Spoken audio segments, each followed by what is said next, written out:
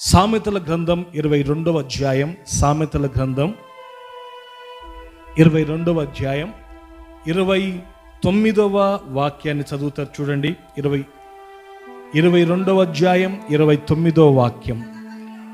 తన పనిలో నిపుణత కలిగినటువంటి వానిని చూచితివా, అల్పులైనటువంటి వారి ఎదుట కాదు, వాడు రాజుల ఎదుట నిలుచును.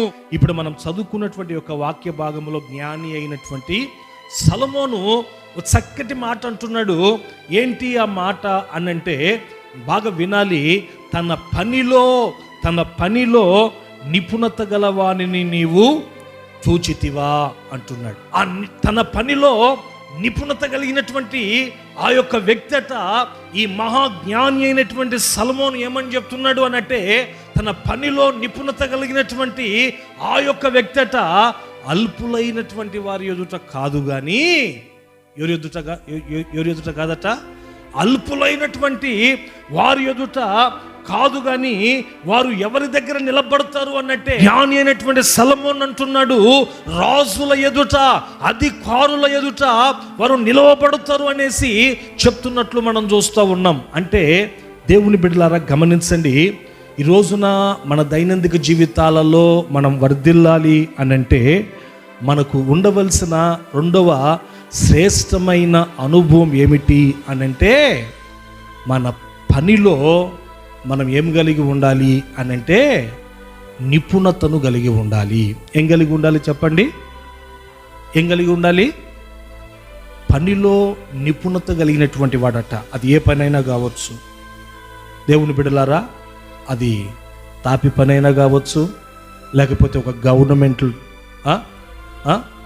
ఎలక్ట్రికల్ డిపార్ట్మెంటే కావచ్చు, లేకపోతే ఆర్టీసీ కావచ్చు, ఇంకా లేకపోతే రైల్వే డిపార్ట్మెంటే కావచ్చు, మెడికల్ డిపార్ట్మెంటే కావచ్చు, లేకపోతే సాఫ్ట్వేర్ రంగమే కావచ్చు. అది ఏ పనైనా నీవు చేస్తున్నటువంటి పనిలో నీవు అయినా నేనైనా మనము ఒక నిపుణతను సంపాదించుకుంటే, ఆ నిపుణత కలిగినటువంటి వారట, నేను చెప్పే మాట కాదు కానీ బైబిల్ చెప్తున్నటువంటి సత్యం ఏంటంటే, వారు అల్పుల ఎదుట కాదు కానీ రాజుల ఎదుట, అధికారుల ఎదుట వారు నిలవబడతారట. చూడండి, ఈ రోజున దేవుని బిడలమై ఉన్నటువంటి మనం వర్ధిల్లాలి. ఆమేన్ చెప్పండి. దేవుని బిడలమై ఉన్నటువంటి మనం వర్ధిల్లాలి. ఎంతగా మనము వర్ధిల్లాలి అనంటే, హన్నా ఒక చక్కటి మాట అంటది. హన్నా ఒక చక్కటి మాట దేవుని గురించి, దేవుణ్ణి ఆరాధన చేస్తూ అంటది. ఏంటంటే ఆ మాట 8వ వాక్యం. దరిద్రులను అధికారులతో కూర్చుండబెట్టుటకును,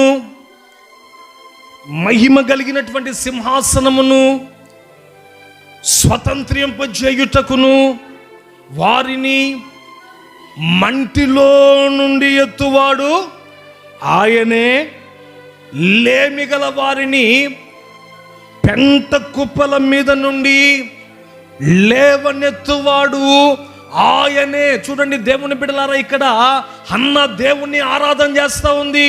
ఏం చేస్తుంది హన్న? అందరు చెప్పండి. దేవుణ్ణి ఆరాధన చేస్తుంది. దేవుని మందిరానికి వచ్చి ఆమె జీవితంలో దేవుడు చేసినటువంటి అద్భుతమైనటువంటి కార్యాన్ని బట్టి, ఆమె జీవితంలో ఆమెకి సంతానాన్ని దేవుడు అనుగ్రహించినటువంటి దాన్ని బట్టి దేవుని సన్నిధికి వచ్చి దేవుణ్ణి ఆరాధన చేస్తూ దేవుణ్ణి గూర్చి ఆమె ఏమని అంటుంది అనంటే, మన దేవుడు ఎవరని ఆమె చెప్తుందటే, దరిద్రులైనటువంటి వారినట ఆయన అధికారుల ఎదుట నిలవబెట్టుటకు, దరిద్రులైనటువంటి వారినట అధికారులతో కూడా కూర్చుండబెట్టుటకు సమర్థుడు, శక్తి కలిగినటువంటి దేవుడు అని చెప్తా ఉంది. ఆమేన్. హల్లెలూయా, హల్లెలూయా.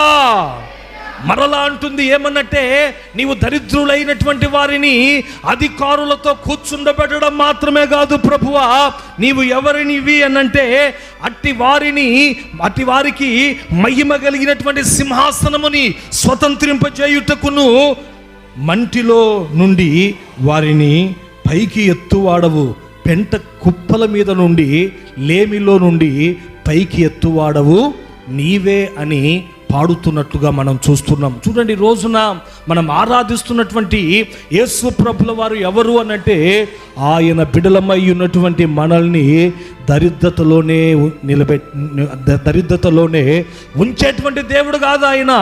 ఆ దరిద్రతలోనే మీరు కృంగి కృషించిపోవాలి, లేమిలోనే మీరు కృంగి కృషించిపోవాలని చెప్పి కోరుకునేటువంటి దేవుడు కాదండి. మనం ఆరాధిస్తున్నటువంటి దేవుడు ఎవరు అనంటే, దరిద్రులై ఉన్నటువంటి మనలను అధికారులతో కూడా కూర్చుండబెట్టుటకు సమర్థుడై ఉన్నటువంటి వాడు. హల్లెలూయా! మహిమ కలిగినటువంటి సింహాసనమును స్వతంత్రింపజేయుటకు మనకి ఆయన శక్తి కలిగినటువంటి దేవుడని ఈ రోజున హన్నా చెప్తుంది. ఈ రోజున మనం కూడా దాన్ని మనం గ్రహించాలి. ఈ రోజున దేవుని బిడలమైనటువంటి మనం అల్పులైనటువంటి వారి ఎదుట నిలబడ్డం కాదు. దేవుని బిడలారా, అల్పులైనటువంటి వారితో కూర్చొని సంతోషపడ్డం కాదు. మనం నిలబడాలి. ఎక్కడ అనంటే గొప్పవారి ఎదుట నిలబడాలి. ఆమేన్ చెప్పండి. రాజుల ఎదుట, అధికారుల ఎదుట, రాష్ట్రాన్ని, దేశాన్ని, మన పట్టణాన్ని పరిపాలిస్తున్నటువంటి నాయకుల దగ్గర మనము నిలవబడే అంతగా మనం వర్ధిల్లాలి. అది దేవుని బిడల పట్ల దేవుని యొక్క చిత్తం. అయితే ఎప్పుడు నిలబడతాం? అయితే ఎవరు నిలబడతారు? ఎవరిని దేవుడు నిలబెడతారు? ఈ రోజున మన జీవితాల్లో మనకు కూడా ఉంటుంది ఆశ కదండి. ఈ ఆశ ఏంటంటే, ఇదిగో నేను ఎంతగా ఎదగాలి అని అంటే, బన్నిగానిపల్లి మినిస్టర్ ప్రక్కన నేను కూర్చోవాలి. ఉంటుందే ఉండదండి? ఈ జనరేషన్కి యూత్కి ఉంటుంది ఎక్కువగా. ఆమేన్ చెప్పండి. ఆమేన్, ఆమేన్, హల్లెలూయా. మనం రాష్ట్రాన్ని పరిపాలిస్తున్నటువంటి నాయకుల్ని నేను కలవాలి, వాళ్ళతో కూడా కూర్చోవాలి అన్నటువంటి ప్రతి ఆ యొక్క ఆలోచన ప్రతి ఒక్కరికి ఉంటుంది. దేవుని చిత్తం కూడా ఏంటి అని అంటే, అల్పులైన వారి ఎదుట మనం నిలబడ్డం కాదు.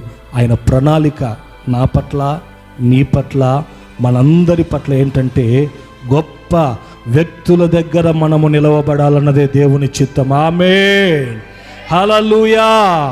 ఒక దైవ సేవకునిగా యొక్క శ్రేష్టమైనటువంటి పునరుత్థాన దినమున ఇక్కడ నిలవబడి నేను చెప్తున్నాను, తన సేవకుని నోట నుండి వచ్చేటువంటి ప్రతి ఒక్క మాటని నా దేవుడు రూఢిపరిచేటువంటి వాడయ్యున్నాడు. దేవుని బిడలారా, ఇంతవరకు ఒకవేళ నీ జీవితంలో ఇంత సర్వీస్ చేసినా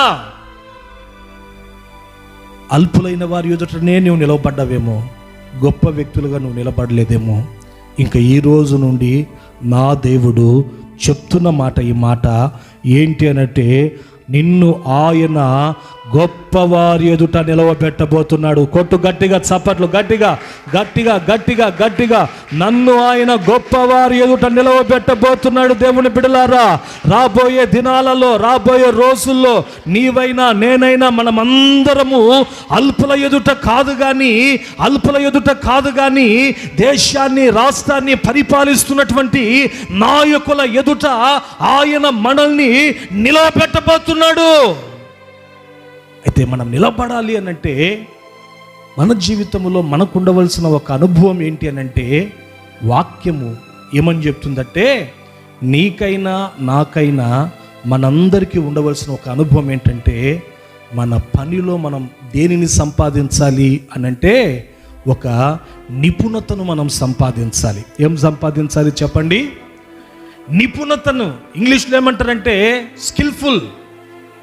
మంచి స్కిల్ని నీవు నీ పనిలో, నీవు ఏ పని అయితే చేస్తున్నావో నీ జీవనోపాధి అది ఏదైనా కావచ్చు, దానిలో నీవు ఏం సంపాదించాలంటే ఒక నిపుణతను సంపాదించాలి. నిపుణతను సంపాదించాలా దేవుని బిడలారా. ఆ నిపుణత అనేది ఎలా వస్తుంది మనకి? పడుకుని నిద్రపోతే వస్తుందా? చెప్పండి.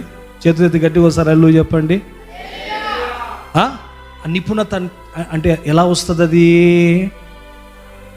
ఏదైనా ఒక పనిలో మనం ఒక నిపుణతను సంపాదించాలంటే ఈ పని ఫలానా వ్యక్తి అయితే బాగా చేస్తాడు, అతడి వల్ల అవుతుంది, ఆ స్కిల్ అతనిలోనే ఉంది అని నలుగురు నిన్ను గూర్చి చెప్పుకోవాలంటే, నీ తోటి ఉద్యోగస్తులు నిన్ను గూర్చి చెప్పుకోవాలంటే నీవు ఆ స్కిల్ని, నీవు ఆ యొక్క నిపుణతను నీవు సంపాదించుకోవాలి. ఆ నిపుణతను నీవు సంపాదించుకోవాలంటే కష్టపడితే తప్ప ఆ నిపుణత అనేది మనకి రాదు.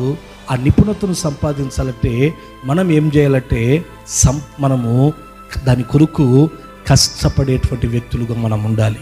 ఆర్నిశలు దాని కొరకు ప్రయాసపడేటువంటి వ్యక్తులుగా మనం